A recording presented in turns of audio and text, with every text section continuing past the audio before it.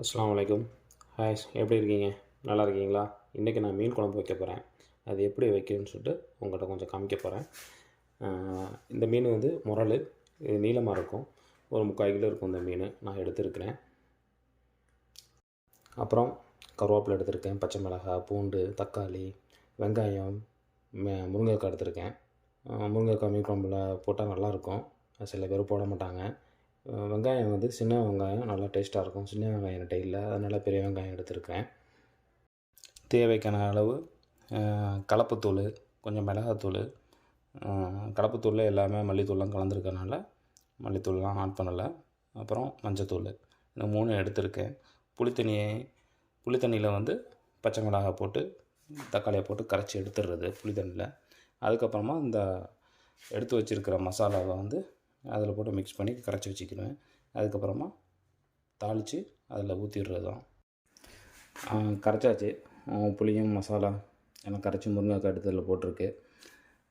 அப்புறம் அடுப்பில் சட்டியை வச்சு எண்ணெயை ஊற்றியாச்சு.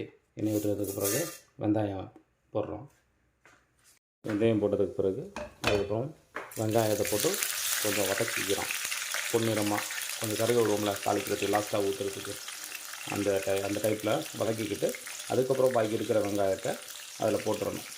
அதில் போட்டு அதை வதக்கி எடுத்துக்கிட்டு கருவேப்பிலையும் போட்டு அதுக்கப்புறமா தாளித்த பிறகு அந்த கரைச்சி வச்சுருக்கிற புளித்தண்ணி ஊற்றிட்டு மேலே ஊற்றிட வேண்டியதான்.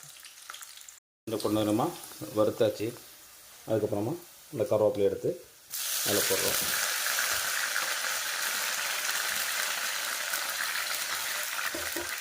அதுக்கப்புறமா பூண்டு,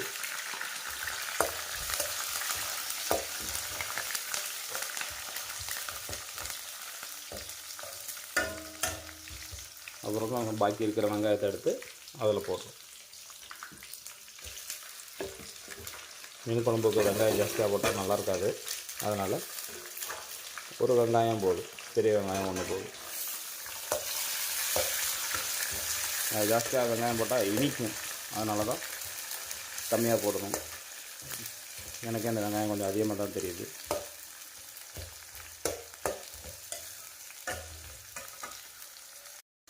வதங்கிருச்சு வெங்காயம். அடுத்து நம்ம கரைச்சி வச்சுருக்கோம்ல மசாலா, அதை தூக்கி அதில் ஊற்றிடலாம்.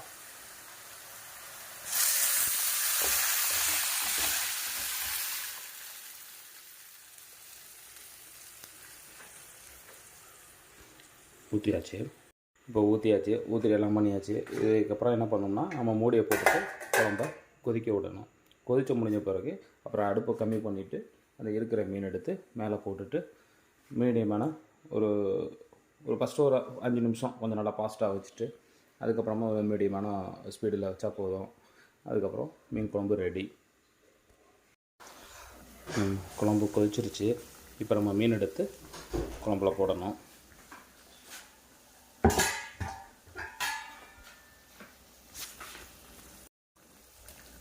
அடுப்பை கம்மி பண்ணிக்கிறோம்.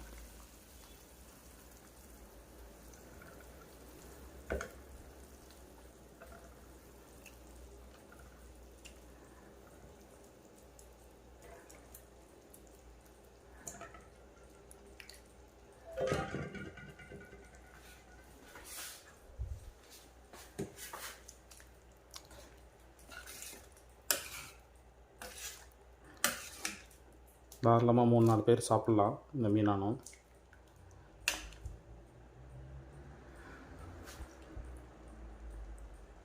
அதுக்கப்புறமா அடுப்பை கொஞ்சம் லைட்டாக கூட்டிட்டு மூடி போட்டுட்டு அப்புறம் லேட்டாக இறக்கிடலாம். ஓகே, மீன் குழம்போட வச்சு முடிச்சாச்சு. மல்லித்தலையும் போட்டு இறக்கிட்டோம். ஆஃப் பண்ணியாச்சு அடுப்பையும். அதுக்கப்புறமா நீ இந்த டேஸ்ட்டை பார்ப்போம்.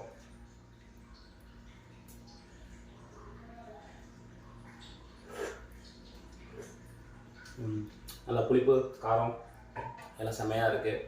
ஓகே, இது மாதிரி நீங்களும் இது மாதிரி பண்ணி பாருங்கள். லைக் பண்ணுங்கள், ஷேர் பண்ணுங்கள், சப்ஸ்கிரைப் பண்ணுங்கள். ஓகே, பாய். நெக்ஸ்ட் வீடியோவில் பார்ப்போம்.